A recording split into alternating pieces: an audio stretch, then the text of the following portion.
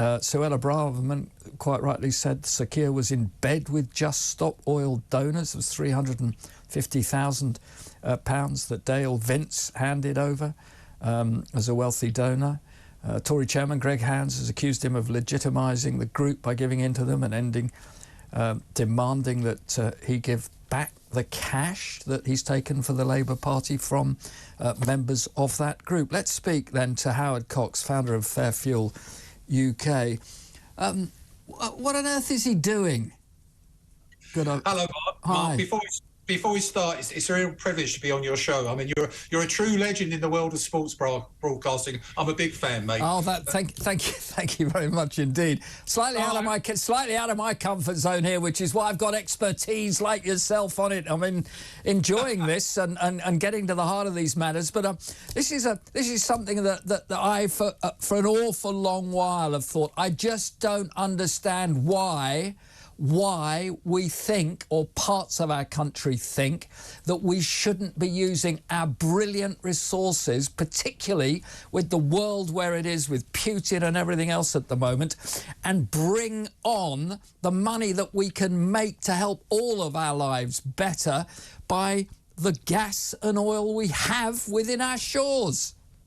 Well, when I learned of this overnight, what Keir Starmer has said, it reminded me of the film The Madness of King George.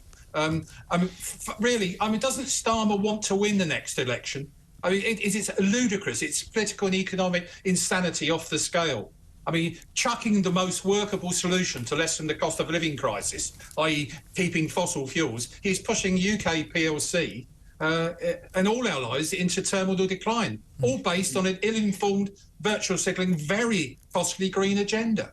Yeah, I mean, all of this for me, I have to say that I didn't learn this that long ago, but I was sitting talking to some guys who were really in the know and telling me about how we've had at least 8 extinctions within this world, and there will be another one. And yes, there is climate change, but this is the natural phenomenon of where we are with the world that we have within the system and the solar system and beyond.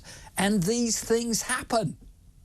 Well, careful, Mark, you're talking common sense. I mean, what the history says it. We've had, in fact, believe it or not, we are 2 degrees cooler than the last global warming period in the medieval area, the Roman period. I could go on. There are scientists who have helped me and advised me on what I'm doing at the moment in time. And they said, this is normal. It's a cyclical process. Yeah. And what's madness is what we hear from Keir Starmer and Ed Miliband, his stooge. They're actually going to ship in gas from abroad. How green is that? On a great big tanker, shipping in shale gas when we're sitting on trillions of shale gas ourselves. And you made that point. We should be self-sufficient. And it would smash the cost of living problems we could have for decades to come if they just woke up to this common sense. And my understanding as well on all of this is that actually, if we get a move on here, we can do such good benefit as well for this country in this situation. We have to have the energy crisis within our own hands, and we've got it there. I just don't get it. Well, it's total fantasy that we can be without fossil fuels to get to net zero. The irony is we need oil and gas to get to net zero. Relying on solar and wind power is just, well, I'm sorry, I won't say the swear word I'm thinking of, but simply stupidity beyond any reasonable scale. And I'd like to think that they would actually wake up and smell the proverbial coffee before the next general election and come out with true, sensible, common sense energy supply policies. I'm sorry to say, I don't see the Tories or Labour actually getting on top of this. Well, this is a real problem, and it is something. I mean, this is again one of these issues that actually matter. They matter outside London. Yes. In the rest of the country. I live in the East Midlands at the moment, and they. Well, yesterday I was talking about this. There's been a lot of electricity cuts and other things. There was problems on the trains yesterday again because of electricity cuts and this and that and everything else going on. And when you talk to real people out there about, you know, we have the resources within our boundaries within this world just to harvest what we need so that you've got more money in your pocket to also help and spend on other things that you'd like to, which again helps the whole of what we're trying to do in this country. And yet there are those hoodwinking you into thinking that it's the wrong thing to do. And those people doing the hoodwinking is the big worry. I mean, policy is being made on, produced on emotion, not fact. And that's the big worry for most people at the moment. As you probably know, I ran a campaign for 13 years trying to keep fuel duty down. And if you actually cut tax, you get more expenditure in the shops, people go out and do more things, and they can, even if you cut tax, etc., they can afford to pay for the energy, the expensive energy, all those sorts of things. But it seems to be just going over the head of these people, and the advisors, the special advisors, to both sides of the two main parties seem to be on another planet. I just don't get it. And people are very worried. They are. I get emails and messages by the hundreds every single week saying, people, what car do I do? Where do I go? I can't afford to get rid of my reliable 10-year-old diesel car that gets me everywhere I want for 70 miles per gallon.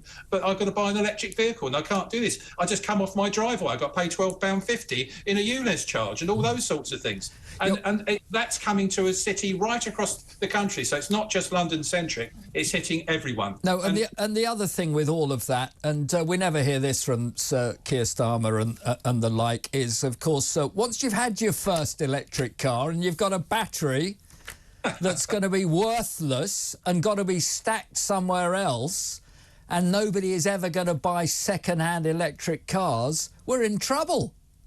You're absolutely right. I should imagine we could speak for hours on this, Mark, because I'm just about to produce a report with the Alliance of British Drivers and the Motorcycle Action Group, the cradle-to-grave comparison of emissions from electric cars versus internal combustion engine. And you're going to be, well, you're probably not going to be surprised, no, but I'm afraid the whole cradle-to-grave lifestyle, there's more emissions come from electric vehicles than come from petrol and diesel. What we should be doing is investing in clean fuel technology. Everyone wants to breathe clean air. We all agree that.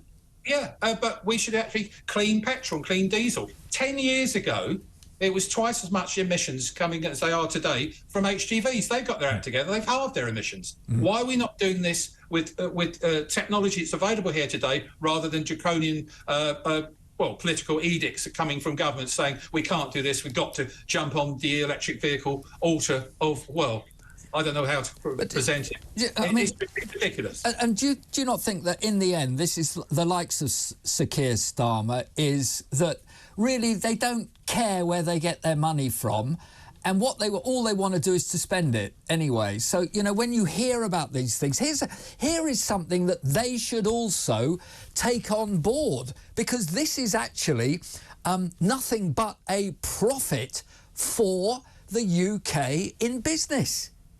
You're absolutely right.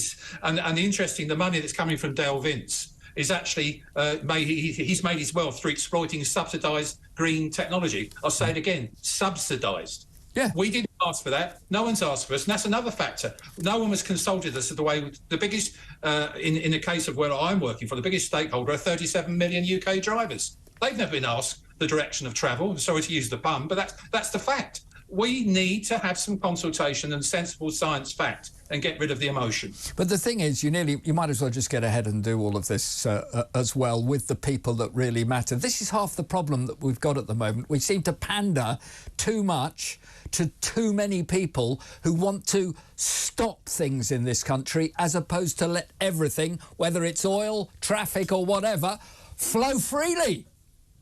You're absolutely right. And I repeat, we should be encouraging, incentivising clean fuel technology. We shouldn't have these bans. We shouldn't have these edicts. That's the issue that's hurting people at the moment in time. And I can't see it changing from Rishi Sunak or Keir Starmer.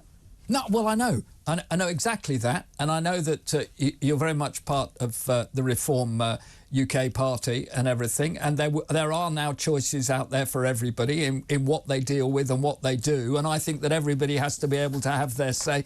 But it's too easy for Labour and lazy Sir Keir, isn't it? It's too easy, because once again it's like the ITV problem we've been talking about and everything.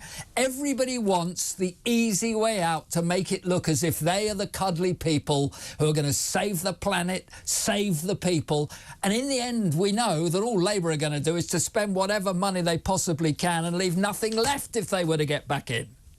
Well, I couldn't have said it any better. For 50 years, I voted Tory. I'm 68 years of age, and 50 years I voted Tory, but I'm never going to vote for them again under the current guise of what they're doing. They're both Green parties at the moment, and they think this virtual signalling messaging they're giving everyone is absolutely going to cripple the economy and cripple all our lives. It's ludicrous, especially low-income families and small businesses like plumbers and electricians. Those are the sorts of people going to be hurt hard by this stupid Green fantasy. Well, look, you couldn't have put any of it better, Howard, and it's been a delight to talk to you on this subject, and I'm sure we will talk again. Howard Cox with his thoughts. I'd like to know your thoughts on that. 0344 499 1000. Do you know what I would do? I mean, this is ridiculous, really, but these people that keep jamming up the roads, not just here, and then they're going to ruin people's hard-earned cash to buy tickets to watch great sporting events at the moment. All of these things are going on by Just Stop Oil. The rest of us are at breaking point. We don't want to have to take these things into our own hands, so we don't.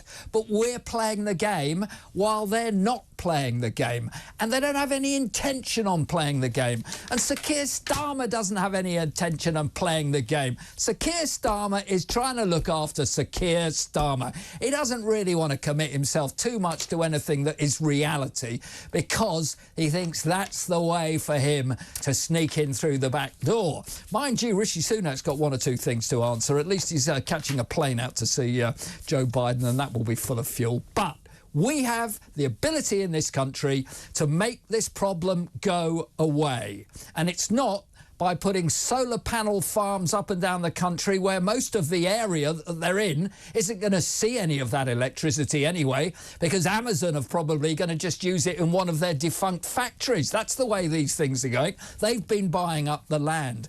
And Just Stop Oil protesters, there's one thing I'm going to say. We're going to have to talk about potholes, which we are later on in this programme. I'd sit a few of them in there and cover them up with the tarmac on top.